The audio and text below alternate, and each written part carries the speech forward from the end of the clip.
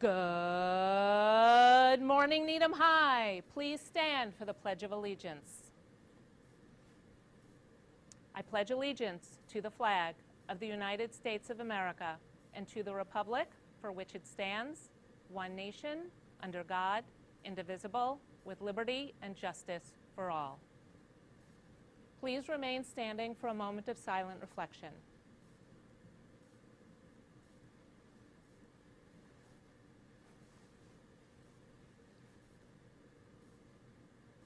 Thank you. You may be seated. And here's the news for today.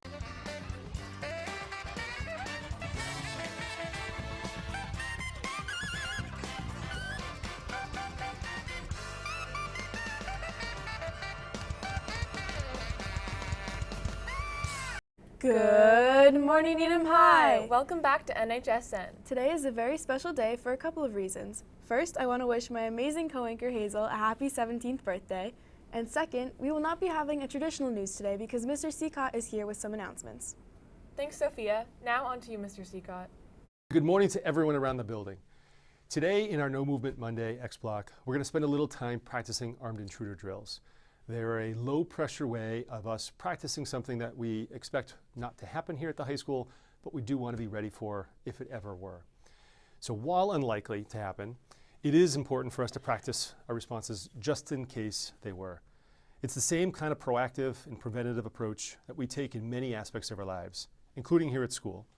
We use crosswalks, look both ways when crossing the street. We wear helmets on bikes and seatbelts in cars, all of which are very simple steps that make us far safer. And of course, here at school, we practice 4 fire drills a year, even though fires in schools are extremely rare. If one did happen, our anxiety levels would be high and we may not be thinking at our clearest. So we practice them to make sure we don't have to do any extra thinking in the moment. So the same is true for armed intruder drills, and that is why you've been practicing these in various ways since elementary school. Yes, an armed intruder is very unlikely, yet if we did have one at NHS, that is not the time to give thought for the first time about how we would respond. With fire drills, we all essentially do the same basic thing. We get out of the building as quickly and safely as we can. With armed intruder drills and situations, people will make different decisions based on the situation and where they are in the building. I do want to take a moment to note that even though drills are safe chances for us to practice something, they can come with some anxiety and discomfort, especially for those who have experienced some trauma in the past. And in our country, we've experienced far too many examples of violence, often targeted at particular groups, even as recently as this past weekend. Today, though, the goal is to keep this conversation as low stress as possible and approach it as sensitively throughout. If you do feel clear discomfort or find that the conversations trigger related events or deep emotions, you're welcome to go to the guidance office at any stage. Safety is always our first priority. So if we had an armed intruder at the high school, the first question to ask is, can I get out of the building safely? If you can, you should get out through the closest exit. If you cannot safely get out, or you're not sure if you can, you should create a barricade in the room you're in, making it as difficult as possible for someone to enter your space, while staying quiet to avoid drawing attention to where you are.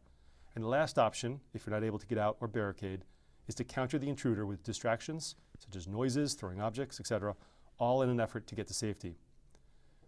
During a situation with an armed intruder, we'll use the PA as much as we can to provide as much information as possible throughout, which will help you make informed decisions. Again, if you can get out of the building safely, you should do so.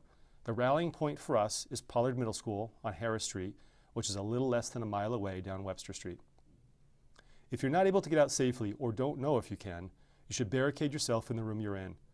Use furniture, belts, anything at your disposal so that you can make the door as difficult to get out open as possible. Then you want to remain quiet and out of sight to avoid drawing attention to the space you're in. And as I noted, the absolute last resort is to counter. The goal here is to create enough time and space to let you get to safety. This happens by throwing objects, making noises to distract the intruder, and then getting to a safe space. So here's our chance to do some thinking, some mental practicing of what we would do in a few different scenarios. Treat it as a collaborative problem to work through together, listening to each other's thoughts and ideas. It's not about getting the right answer, but instead a chance to consider what the safest situation would be. I want to emphasize again that if the conversations create strong emotions or significant discomfort for you, please head to the guidance office. Now, while you're discussing each of these scenarios, try to go beyond quick or surface responses and think about the details. For instance, if you're leaving the building, Which hallways, stairs, and doors are you using? How are you getting to Pollard Middle School?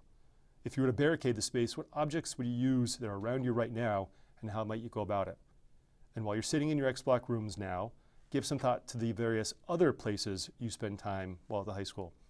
Your decisions are likely to change depending on where you are in the buildings. The scenarios here should help you with some of this thinking, but do your best to go beyond it as well. And if it's helpful, you're welcome to talk through other scenarios or situations that you may be considering as well. So at this time, I'll turn it over to the rooms around the building, let you all have some discussion together. Thank you for your thoughtful conversations during this drill. Take care, everyone.